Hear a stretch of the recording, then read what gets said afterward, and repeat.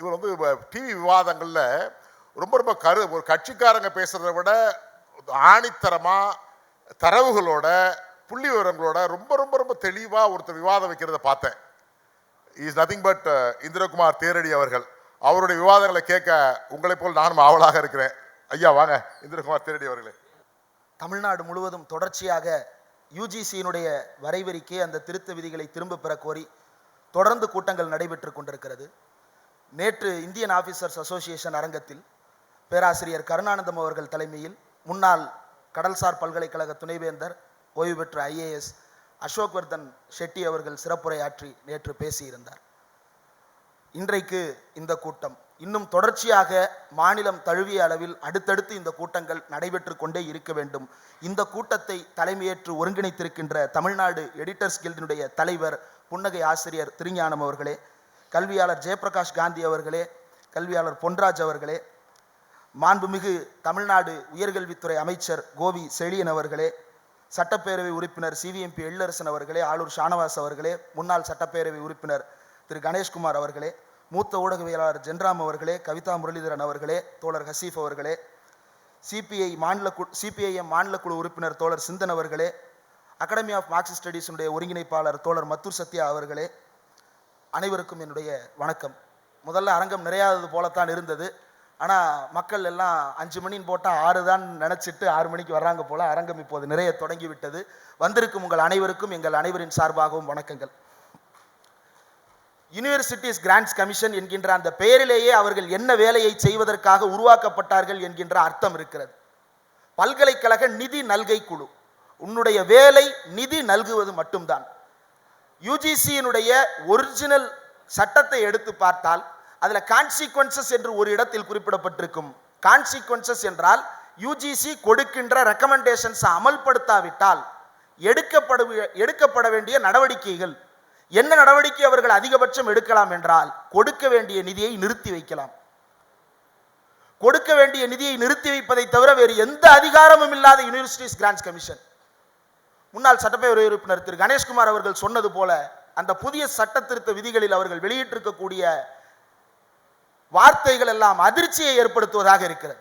11வது பாயிண்ட்ல யூனிவர்சிட்டியை டிபார் பண்ணிடுவேன், உனக்கு கல்வி அங்கீகாரம் வழங்குவதற்கான தகுதி இல்லாமல் பண்ணிடுவேன், அதுல படிச்ச மாணவர்களுடைய அங்கீகாரத்தை ரத்து பண்ணிடுவேன், உன்னால எந்த கோர்ஸ் நடத்த முடியாம பண்ணிடுவேன் என்று மிரட்டல் விடுத்துக் கொண்டிருக்கிறார்கள். இந்த மிரட்டலை விடுப்பதற்கு உனக்கு எந்த சட்ட அங்கீகாரமும் கிடையாது. சட்ட அங்கீகாரம் இல்லாத பொழுதே இந்த ஆட்டம் ஆடுகிறார்கள் என்றால் நாளை யுஜிசி விதியை மேலும் திருத்தி சட்ட அங்கீகாரத்தை பெறுவதற்கான எல்லா வேலையும் செய்வார்கள்.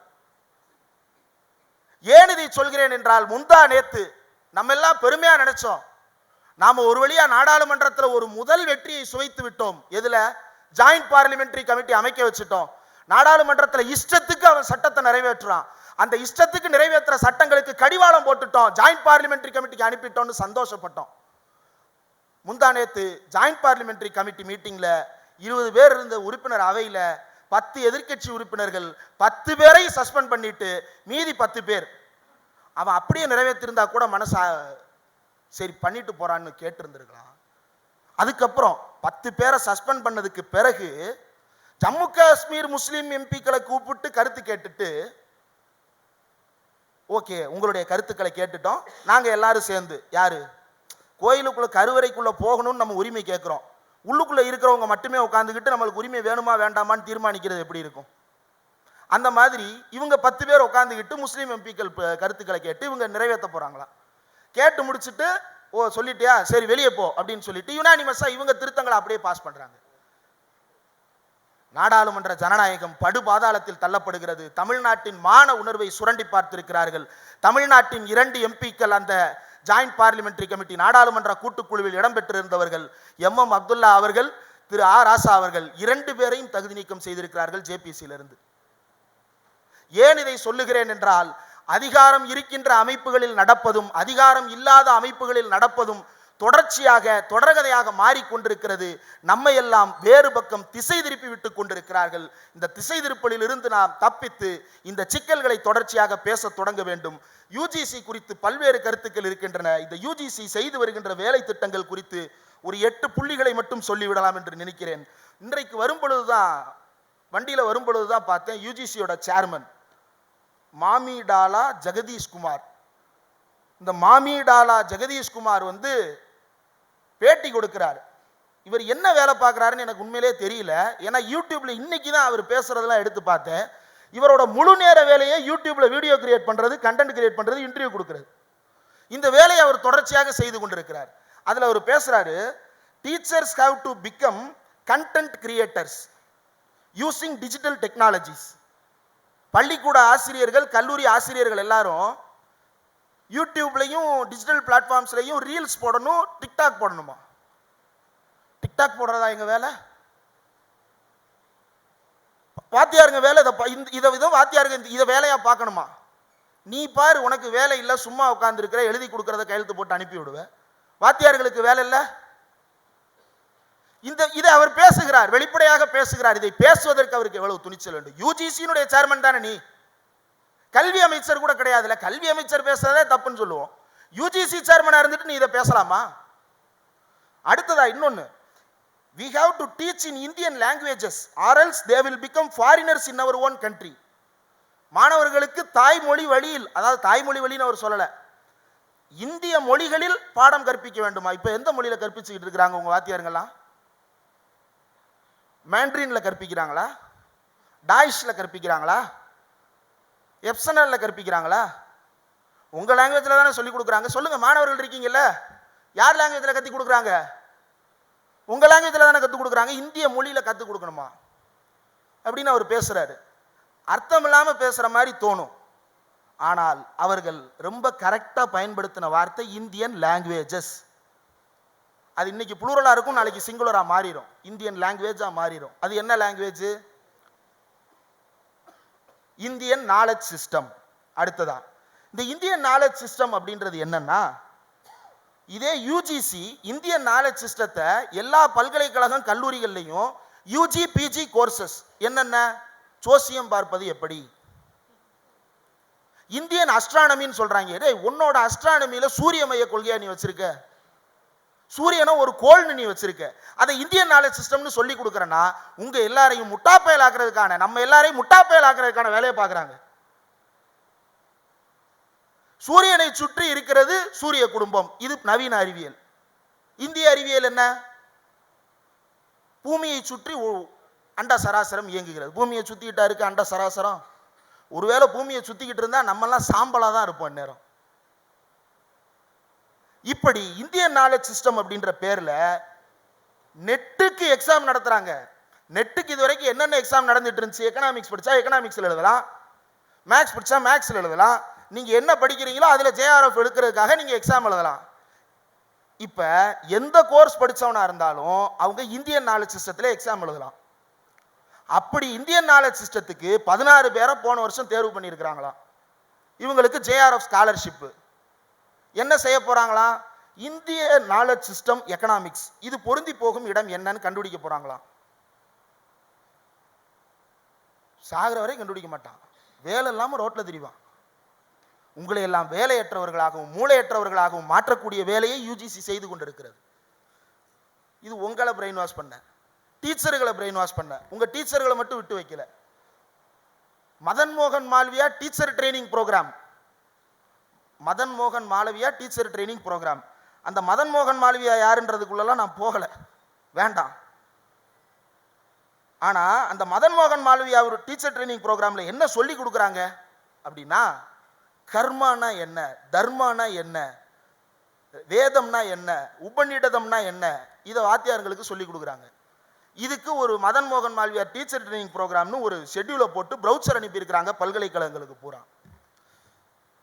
இப்போ இது எல்லாவற்றையும் நாம் எதிர்ப்பதாக நாம் நினைக்கிறோம். தமிழ்நாடு அரசு எதிர்க்கிறது. ஆனால் வேந்தராக உட்கார்ந்து கொண்டிருக்கக்கூடிய அந்த கிண்டிக்காரர் என்ன செய்து கொண்டிருக்கிறார் என்றால், பல்கலைக்கழகங்களுக்கு தனிப்பட்ட முறையில் சுற்றறிக்கை கொடுக்கிறார். தனிப்பட்ட முறையில் சுற்றறிக்கை கொடுத்து என்னென்னலாம் செய்கிறாங்க அப்படின்னா, தேசிய அளவில் நேஷனல் எஜுகேஷன் பாலிசிக்கான சாரதிகளை தேர்ந்தெடுக்கிறார்கள். சாரதிகள் அப்படின்னா யார் அப்படின்னா, இந்த தேசிய கல்விக் கொள்கையை மாணவர் மத்தியில் பரப்புரை செய்வதற்கான மாணவ விளம்பரதாரர், ஸ்டூடெண்ட் அம்பாசடர், அவர்களை தேர்வு செய்து மாணவர்கள் மத்தியில் மூளைச்சலவை செய்வது. தேசிய அளவில் இந்த வேலைகளை நடத்தி கொண்டிருக்கிறார்கள். இந்த மதன் மோகன் மாளவியா டீச்சர் ட்ரைனிங் ப்ரோக்ராம் மட்டும் சும்மா இல்ல, தமிழ்நாட்டில் 8 பல்கலைக்கழகங்களில் இருக்கக்கூடிய பேராசிரியர்களை இதற்கு பயிற்றுவித்துக் கொண்டிருக்கிறார்கள். மதுரை காமராஜர் பல்கலைக்கழகம், பாரதியார் பல்கலைக்கழகம், பாரதிதாசன் பல்கலைக்கழகம் உள்ளிட்ட 8 பல்கலைக்கழகங்களில் இந்த வேலையை செய்து கொண்டிருக்கிறார்கள். ஆக நம் கண் முன்னால் தெரிந்தது இந்த யுஜிசி ரெகுலேஷன் 2025. ஆனால் இதை சுற்றி இதை நாம தடுத்தே நிறுத்தினாலும் இதைவிட ஆபத்தான திட்டங்களை செய்வதற்கு தேவையான எல்லா அடித்தளங்களையும் அவர்கள் உருவாக்கி வைத்திருக்கிறார்கள். ஒரு உதாரணத்தை சொல்ல வேண்டும் என்றால், கர்நாடகாவில் ஒரு பள்ளிக்கூடத்துக்குள்ள ஹிஜாப் போட்டுட்டு போகணும் அப்படின்னு மாணவர்கள் போட்டு போறாங்க. அது அவங்களுடைய விருப்பம். ஹிஜாப் போட்டு போகக்கூடாதுன்னு பிஜேபி காரங்க மாணவர்களை வச்சே கலவரம் பண்றாங்க. கேஸ்ல நீங்க ஜெயிச்சிருக்கலாம். 6 மாசம் கேஸ் நடத்தி high court, supreme court, appeal, revision போட்டு கேஸ்ல நம்ம ஜெயிச்சிருக்கலாம். ஆனால் ஜெயித்தது நாமல்ல, அவன்தான். ஹிஜாபை போட்டுட்டு போற உரிமை நமக்கு கிடைத்து விட்டது. ஆனால் அந்த பள்ளி வளாகத்தில், அந்த ஒரு பள்ளி வளாகத்தில் நாம் ஜெயித்திருக்கலாம். இந்தியா முழுவதும் இருக்கின்ற பல்வேறு ஆயிரக்கணக்கான லட்சக்கணக்கான பள்ளி கல்லூரி வளாகங்களில் அவன் ஜெயிச்சிருக்கிறான். ஹிஜாபை போட்டுட்டு போவதற்கு மாணவர்கள் மத்தியிலேயே பயம் உருவாகிறது. தன்னுடைய மத அடையாளத்தை வெளிப்படையாக காட்டிக்கொள்வதற்கு மாணவர்கள் பயந்து போகின்ற சூழ்நிலையில் வாழத் தொடங்குகிறார்கள். ஆசிரியர்கள் அந்த மத அடையாளத்தை அங்கீகரிக்கலாமா வேணாமா என்கின்ற குழப்பத்திற்குள் ஆழ்த்தப்படுகிறார்கள். எந்த அளவுக்கு பாதிப்பை ஏற்படுத்துகிறது என்றால், நம்முடைய தமிழ்நாட்டில் நம்முடைய பச்சையப்பன் கல்லூரியில் நம்முடைய சட்டப்பேரவை உறுப்பினர் அவர்களை வைத்து ஒரு கூட்டத்தை நடத்தினால், அந்த கூட்டத்தை நடத்திய வாசகர் வட்டத்தை ஒருங்கிணைத்துக் கொண்டிருந்த ஆசிரியர் இடைநீக்கம் செய்யப்படுகிறார். அதை கண்டித்து மாணவர்கள் போராட்டம் நடத்தினால் அந்த மாணவர் இடைநீக்கம் செய்யப்படுகிறார். பல்கலைக்கழகங்களுக்குள்ளேயும் கல்லூரிகளுக்குள்ளேயும் செயலாளர்களாகவும் உறுப்பினர்களாகவும் பல்வேறு தரப்பில் இருந்து சங்கிகள் உள்ளே இருந்திருக்கிறார்கள். சங்கிகள் மட்டுமல்ல, விலை போனவர்களும் உள்ளே மாறிக்கொண்டிருக்கிறார்கள். இப்படியான ஒரு ஆபத்தான ஒரு சூழ்நிலையில் தான் இந்த யுஜிசி டிராஃப்ட் கைட்லைன்ஸ் நம் கைகளுக்கு வந்து சேர்ந்திருக்கிறது. இந்த யுஜிசி டிராஃப்ட் கைட்லைன்ஸை நாம் எதிர்த்தாக வேண்டியது இது தமிழ்நாட்டினுடைய போராட்டம் மட்டுமல்ல. தமிழ்நாட்டின் உரிமைகள் எல்லாம் விடுங்க, மாணவர்களுடைய கல்வி உரிமைக்கான போராட்டமாக இதை முதலில் நாம் அங்கீகரித்து பேச தொடங்க வேண்டும். மாணவர்களுடைய கல்வி உரிமை, பெற்றோர்களினுடைய மாணவர்களை படிக்க வைக்கின்ற வேலை என்று எல்லாவற்றிலும் இவர்கள் தலையீடு செய்வார்கள். 280 பல்கலைக்கழகங்கள்ல இன்னைக்கு வந்து கியூட்ன்ற எக்ஸாம் வச்சுட்டு entrance exam, common university eligibility test நடத்திட்டு இருக்கிறான். இனி மற்றவங்க எல்லாம் சேரணுமா, சேர்ந்து அந்த எக்ஸாம் எழுதி தான் பாஸ் ஆகணுமா? 12ஆம் கிளாஸுக்கும் காலேஜுக்கும் சம்பந்தம் இல்லாத ஒரு நிலையை உருவாக்கி இருக்கிறார்கள். இது எல்லாம் பின்னணியில் நடந்து கொண்டிருக்கிறது. இந்த பின்னணியில் வந்து சேருகின்ற சட்ட அங்கீகாரம் தான் இந்த கைட்லைன்ஸ். இந்த கைட்லைன்ஸை தான் நாம் இப்போது எதிர்த்து கொண்டிருக்கிறோம். இந்த கைட்லைன்ஸ் எந்த அளவுக்கு திரும்ப பெற வேண்டியதோ அதே நேரத்தில் நாம் அனைவரும் கண்காணிப்புணர்வோடு இருக்க வேண்டிய ஒரு கால சூழலில் வாழ்ந்து கொண்டிருக்கிறோம். நிறைவாக ஒரு விஷயத்தை மட்டும் சொல்லிக் கொள்ளுகிறேன். இவ்வளவு வேலை யுஜிசி ஏன் செய்யற? பல்கலைக்கழகங்களை தகுதியுள்ள அல்லது தரமான நிறுவனங்களாக உருவாக்குவதற்காக செய்கிறோம். ரைட். அவ்வளவு தரமான பல்கலைக்கழகங்களை உருவாக்கி இருந்தால் நமக்கு என்ன கிடைச்சிருக்கும்? நல்ல கல்வி, அதன் மூலமாக நல்ல வேலை வாய்ப்பு கிடைச்சிருக்கணும்ல. போன வருஷம் வெளியான லேபர் ஆர்கனைசேஷனுடைய ரிப்போர்ட்ல இந்தியர்கள் பெரும்பாலானவர்கள் அன்ஆர்கனைஸ்டு செக்டார்ல தினக்கூலிகளாக வேலைக்கு போய் கொண்டிருக்கிறார்கள் என்பது வெளிப்படையாக தெரியக்கூட உண்மையாக மாறி இருக்கிறது. அதற்கு காரணம் என்ன? ஆனாலும் ஒன்றிய அரசு தொடர்ச்சியாக திட்டங்களை அறிவித்துக் கொண்டே இருக்கிறது. என்னென்ன திட்டங்கள்லாம் அறிவிக்கிறாங்க? போன பட்ஜெட்ல திட்டங்கள் அறிவித்திருக்கிறார்கள் ஒன்றிய அரசு. ஸ்கில் டெவலப்மெண்ட் என்ற பேர்ல 1000 இண்டஸ்ட்ரியல் ட்ரைனிங் இன்ஸ்டிடியூட்டை உருவாக்கி 20 லட்சம் இளைஞர்களுக்கு பயிற்சி. ஓ சூப்பர், புதுமையான திட்டமா? கிடையாது. 2018 இன்போசிஸ் 72 மணி நேரம் நாராயணமூர்த்தியோட சேர்ந்து 200 நிறுவனங்கள்ல மாணவர்களுக்கு பயிற்சி அளிக்கிறார். 2018 ஸ்கீம் போட்டான், காசை ஒதுக்குனா என்னாச்சு? பிம்பிலிக்கு பிலாப்பி. சரி, 2018 அது புதுசா கிடையாது, 2015 அதை பண்ணிட்டோம். 25% பள்ளி கல்லூரிகளில் மாணவர்களுக்கு திறன் வளர்ச்சி. இப்ப இது எதுவுமே நடக்காது. என்ன நம்மளுக்கு கொடுப்பான்? விஸ்வகர்மா, போய் பானை செய், கூட செய், பூக்கட்டு என்று நாம் எதிலிருந்து மீண்டு வந்தோமோ அந்த வேலைகளுக்குள்ளேயே தள்ளுகின்ற ஒரு வேலையை செய்து கொண்டிருக்கிறார்கள். இதை ஒரு பல்கலைக்கழகம் எதிர்த்தால் அந்த பல்கலைக்கழகத்துக்கான அங்கீகாரத்தை ரத்து செய்வேன் என்று சொல்லுகிறார்கள். உலக அளவில் எந்த பல்கலைக்கழகத்திலும் இப்படியான ஒரு சூழல் கிடையாது. இந்திய பல்கலைக்கழகங்களை மட்டுமே சூழ்ந்த பெரும் கேடாகவும் சாபமாகவும் யுஜிசி நம்மை பிடித்து வாட்டி வதைத்து கொண்டிருக்கிறது. இந்த வாட்டி வதைக்கின்ற சூழ்நிலையிலிருந்து விடுபடுவதற்கு தமிழ்நாடு அரசு முன்னத்தி ஏறாக இந்த திட்டத்தை எதிர்த்து இந்த யுஜிசியினுடைய வரைவறிக்கையை திரும்ப பெற சொல்லி தமிழ்நாடு அரசு வலியுறுத்தி இருக்கிறது. அடுத்த கட்டமாக தமிழ்நாடு தழுவிய அளவில் மட்டுமல்ல, தேசிய அளவிலும் போராட்டங்களை முன்னெடுப்பதாக அறிவித்திருக்கிறது. இந்த அறிவிப்புக்கும் இந்த முன்னெடுப்புக்கும் நம்மாலான அனைத்து ஆதரவுகளையும் நாம் தர வேண்டும். அதே நேரத்தில் இங்கு வந்திருப்பவர்கள் உங்களுடைய சக கல்வியாளர்களோடும் உங்களுடைய சக பல்கலைக்கழக பேராசிரியர்களோடும் உங்களுடைய சக மாணவர்களோடும் உரையாடத் தொடங்குங்கள். இல்லாவிட்டால் என்ன நடக்கும் என்றால், பரக்கல பிரபாகர் த crooked timber of new India, புதிய இந்தியா என்னும் கோணல் மரம் என்னும் புத்தகத்தில் சொல்லுகிறார், the autocratic Hindutva regime that is in power today thrives on skillful manipulation of the base instincts. மனதின் அடி ஆழத்தில் இருக்கக்கூடிய அடிப்படையான சில வக்கிர உணர்வுகளை தூண்டிவிடுகின்ற வேலையை இந்த இந்துத்துவ ஏகாதிபத்திய அரசு செய்து கொண்டிருக்கிறது. Socio cultural insecurities that lie barely concealed beneath the political topsoil of the nation. நாம் எல்லாம் ஒரு தேசமாக உணர்ந்தாலும் கூட அதற்கு அடி ஆழத்தில் நமக்குள்ளே இருக்கக்கூடிய வெறுப்புணர்வை தூண்டிவிடுகின்ற வேலையை செய்து கொண்டிருக்கிறார்கள். அதனுடைய தமிழ்நாட்டு ஏஜெண்டுகளை நாம் கண் முன்னாடி பார்த்துட்டு இருக்கிறோம். பெரியாருக்கு எதிராக பேசுவான், சக சாதிக்காரர்களுக்கு எதிராக பேசுவான், நம்மை நமக்கு எதிராகவே திருப்புவான். இந்த வேலையை பல்கலைக்கழகங்களுக்குள்ளும் செய்வதற்கான வேலைதான் யுஜிசி நடைமுறைப்படுத்தக்கூடிய கைட்லைன்ஸும், யுஜிசி கொண்டு வரக்கூடிய இந்தியன் நாலேஜ் சிஸ்டமும், யுஜிசி கொண்டு வரக்கூடிய மதன் மோகன் மால்வியா டீச்சர் ட்ரைனிங் ப்ரோக்ராமும், யுஜிசி கொண்டு வரக்கூடிய நேஷனல் எஜுகேஷன் பாலிசி. எல்லாவற்றையும் தாண்டி நிறைவாக ஒன்றை மட்டும் சுட்டிக்காட்ட விரும்புகிறேன். யுஜிசி கைட்லைன்ஸை நாம் எதிர்க்கிறோம். அந்த நேரத்தில் நாம் மறந்துவிடக் கூடாத ஒரு அடிப்படையான உண்மை ஒன்று இருக்கிறது. யுஜிசியினுடைய சட்டத்தில் அடிப்படை கொள்கைகள் என்று அவற்றில் சந்தேகம் வரும் பொழுது என்ன செய்ய வேண்டும் என்பது பற்றியும் திருத்தம் இல்ல, ஒரிஜினல் ஆக்ட்லேயே கொண்டு வரப்பட்டிருக்கிறது. என்ன கொண்டு வரப்பட்டிருக்கிறது என்றால், யுஜிசிக்கு பாலிசி லெவல்ல ஏதாவது சந்தேகம் வந்தா ஒன்றிய அரசு என்ன முடிவு எடுக்கிறதோ அந்த முடிவை யுஜிசி பின்பற்ற வேண்டும் என்பது யுஜிசியினுடைய விதியாக வைக்கப்பட்டிருக்கிறது. அந்த விதி திருத்தப்பட வேண்டும். யுஜிசி வெறும் வழிகாட்டுதலை மட்டும்தான் வழங்க வேண்டும். அந்த வழிகாட்டுதலை அமல்படுத்த சொல்லியும் அந்த வழிகாட்டுதலை அமல்படுத்துகிறோமா இல்லையா என்பது குறித்த கண்காணிப்பு அதிகாரத்தையும் அவர்களிடமிருந்து பிடுங்கினால் ஒழிய நாம் இதற்கான தீர்வை காணவே முடியாது. பல்கலைக்கழகங்களை கண்காணிக்க வேண்டிய அதிகாரம் மாநில அரசிடம் இருக்க வேண்டும். அந்த மாநில அரசிடம் இருக்க வேண்டும் என்பதைத்தான் அரசியலமைப்பு சட்டமும் சொல்லுகிறது. தோழர் மத்தூர் சத்யாவும் நானும் பேசிய ஒரு நேர்காணல் ஞாயிற்றுக்கிழமை பேரலையில் போட்டோம். அதில் அவர் பேசி இருக்கிறார்.